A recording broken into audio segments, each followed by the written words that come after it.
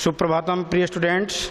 अपन जो टॉपिक चल रहा था समास प्रकरण के अंतर्गत अव्ययीभाव समास हो गया है, तत्पुरुष समास हो गया है और कर्मधारय समास कंप्लीट हो गया है। कर्मधारय समास के पश्चात अपन स्टार्ट कर रहे हैं कर्मधारय समास का ही भेद है द्विगु समास।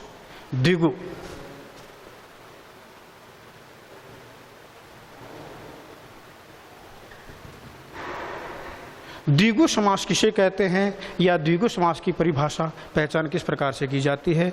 द्विगु समास संख्या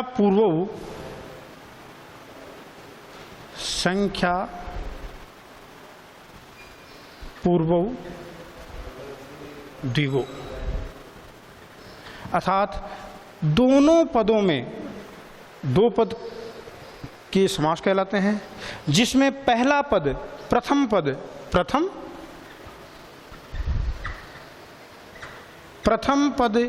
संख्या वाचक,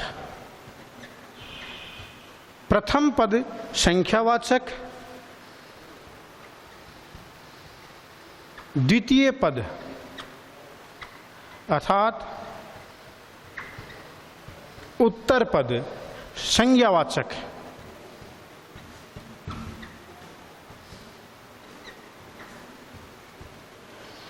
और अन्य अर्थ न निकले, अन्य अर्थ अर्थात तीसरा अर्थ न निकले, वहां द्विगु समास होता है।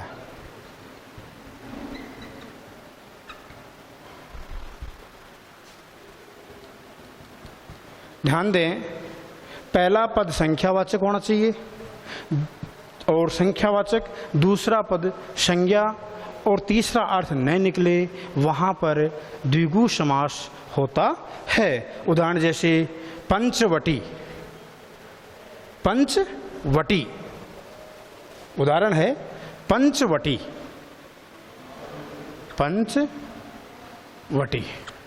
पंचानाम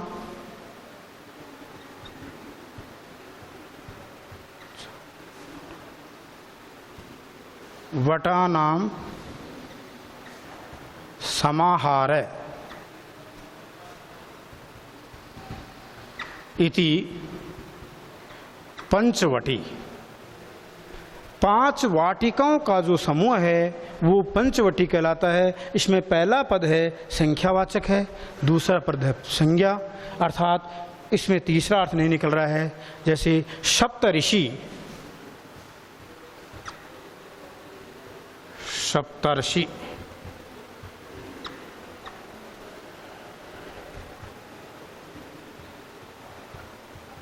सप्तानाम ऋषीणाम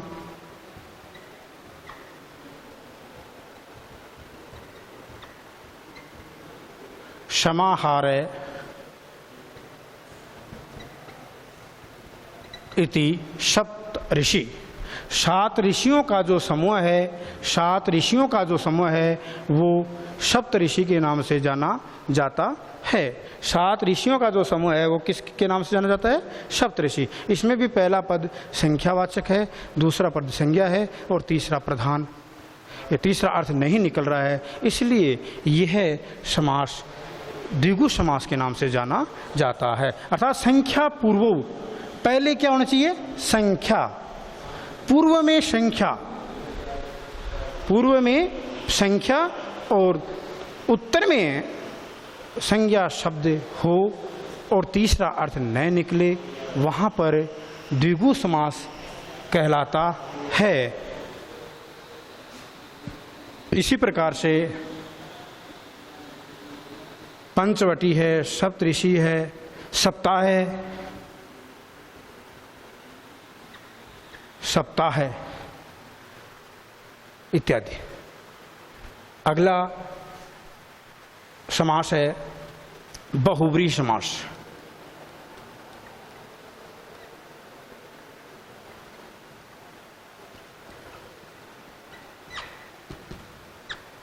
बहु बहुव्रीहि समास। बहुव्रीहि समास किसे कहते हैं? जहाँ पर दोनों पद प्रधान न होकर के तीसरा पद प्रधान होता है, अर्थात अन्य पद प्रधानो बहुव्रीहि समास इति कथ्यते। अन्य पद प्रधानों, अन्य पद प्रधानों बहुव्रीहि समासः इति कथ्यते। जहाँ पर अन्य पद प्रधान होता है वह बहुव्रीहि समास कहलाता है। जैसे दोनों पद की उपादेयता न होकर के तीसरा पद जहाँ पर महत्वपूर्ण होता है वह बहुव्रीहि समास कहलाता है। जैसे दशाननः, दशाननः, दशाननः,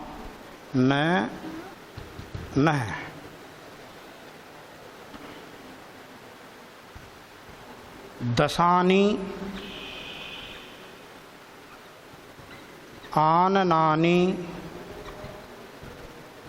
यस्य स,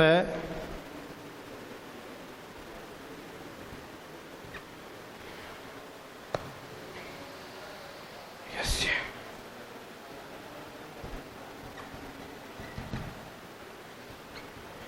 इति दशाननः। 10 है मुख जिसके, यस्य यानी जिसके, अर्थात 10 मुख।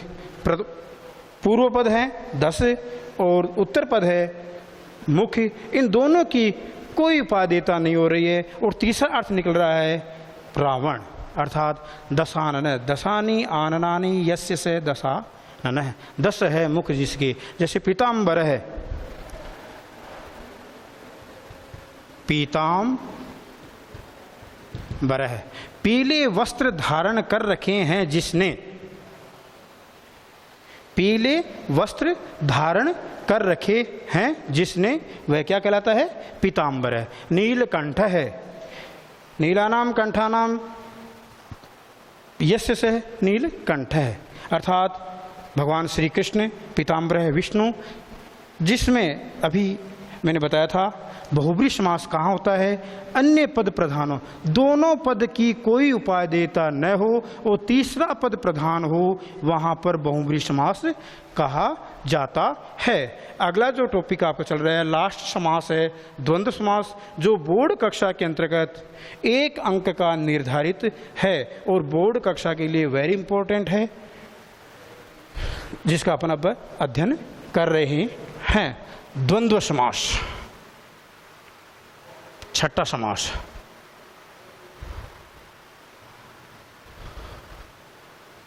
द्वंद्व समास।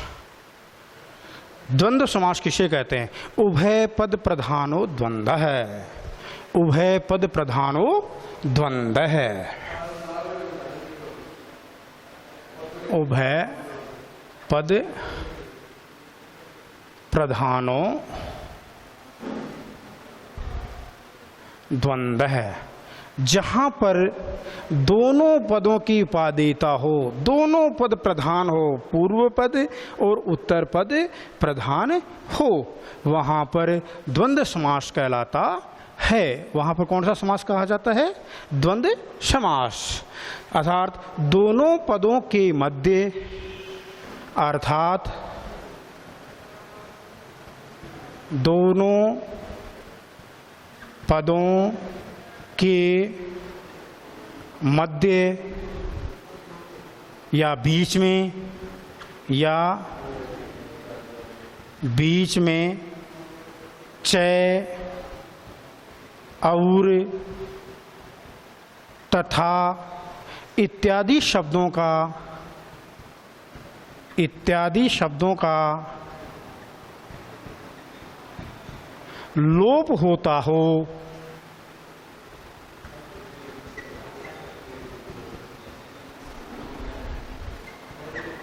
उसे द्वंद्व समास कहते हैं।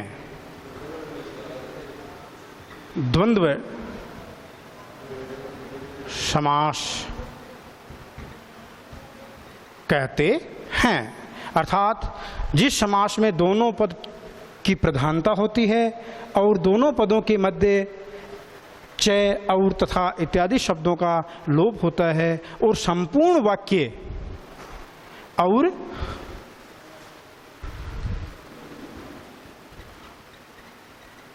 संपूर्ण वाक्य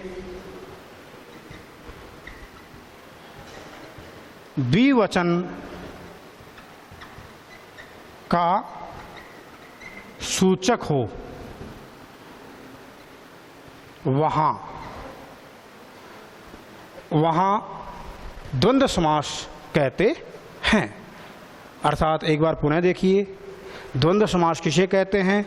द्वंद्व समास उभय पद प्रधानो द्वंद्व, दोनों पदों के मध्य चय और तथा इत्यादि शब्दों का लोप होता है और दोनों संपूर्ण वाक्य द्विवचन का सूचक है, वहाँ पर द्वंद्व समास होता है। जैसे उदाहरण, जैसे पितरौ,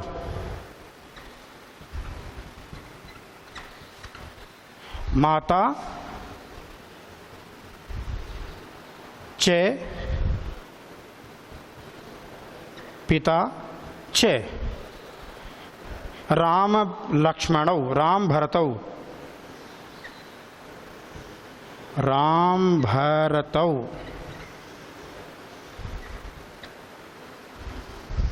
रामश्च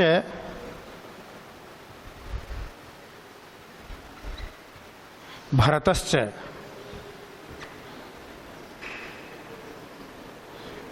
भरतश्च, अर्थात द्वंद्व समास।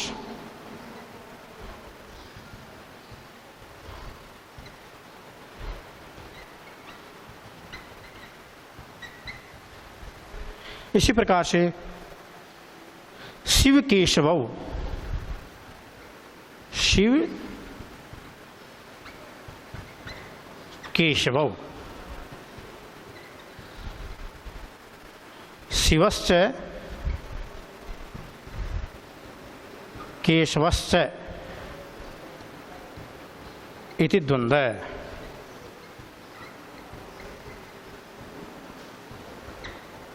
इस प्रकार से शिव केशवौ, शिवश्च केशवश्च इति द्वंद्व समास। अर्थात बोर्ड कक्षा के लिए वेरी इंपॉर्टेंट है।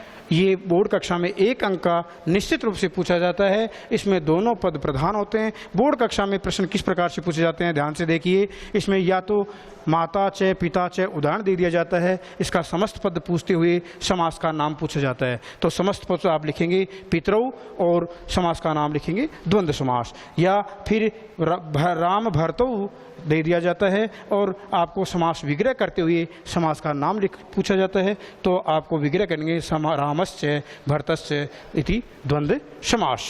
इसी प्रकार से शिव केशवौ, शिवश्च केशवश्च इति शिव केशवौ।